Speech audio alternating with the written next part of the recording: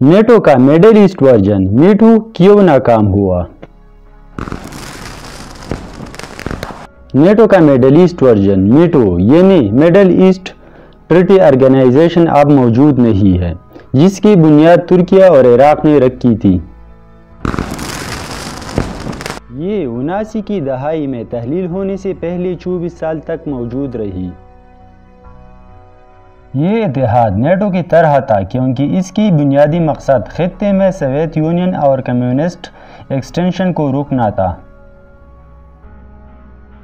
تاہم اتحاد کا بنیادی مقصد 70 کی دہائی کے آخر تک حاصل نہ ہو سکا اور نیٹو کولیپس کر گئی۔ 1955 کے اوائل میں ترکیہ اور کنگڈم آف عراق نے غیر ملکی مداخلت کی صورت میں تعاون بڑھانے کے لیے ایک ڈیفینسو ایگریمنٹ سائن کیا، جس کا مقصد خاص طور پر USSR تھا، جو عراق میں ریپبلکن گروپوں کو فنڈنگ کر رہا تھا اور باسپورس پر ترکی کی کنٹرول کو سخت ناپسند کرتا تھا۔ یہ معاہدہ ان آفیشیلی طور پر جانا جاتا ہے۔ بغداد پیکٹ کے مطابق اس کا ہیڈ کوارٹر بھی وہی بغداد تھا۔ چند ماہ بعد ایک نیا ممبر برطانیہ نے بھی میٹو جوائن کیا۔ اب ظاہر ہے کہ برطانیہ کا مڈل ایسٹ کے اتحاد میں شامل ہونا قدرے عجیب سا لگتا ہے، لیکن یہ الائنس کبھی بھی صرف خطے کے اقوام تک محدود نہیں تھا۔ کسی بھی ملک کے لیے میٹو کے دروازے کھلے تھے جو خطے میں کمیونزم کے پھیلاؤ کے خلاف مزاحمت میں دلچسپی رکھتے تھے، چونکہ برطانیہ اس وقت تک وہاں کے علاقوں پر قابض تھا اور وہ یہ نہیں چاہتا تھا کہ ڈی کالونائزیشن کے بعد سے کمیونزم عروج پائے۔ یہ ممبرشپ USA کے لیے بھی کھلا تھا، جس سے انہوں نے انکار کیا۔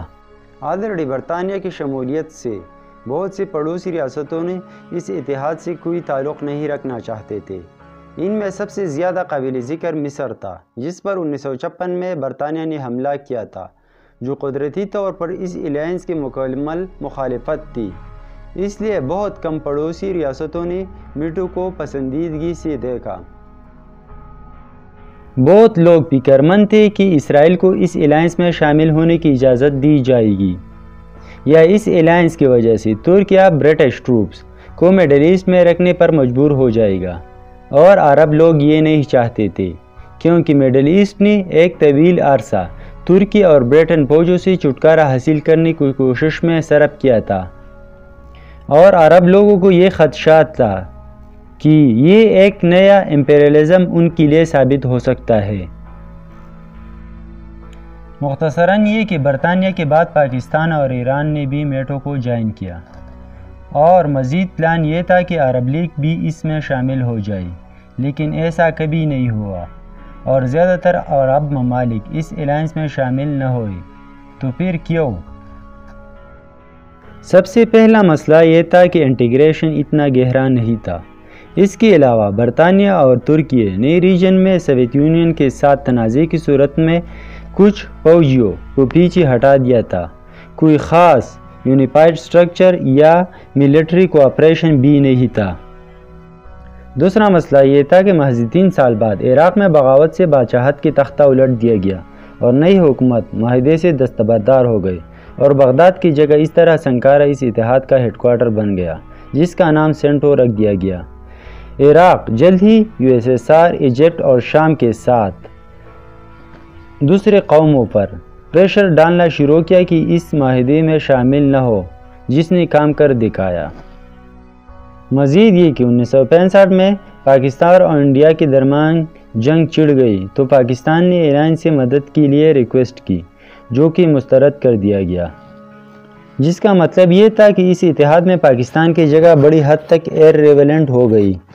اس کے بعد یہ اتحاد ان آفیشیلی ڈیڈ ہو گیا، لیکن 1970 کی دہائی تک یہ اتحاد ختم نہیں ہو سکا۔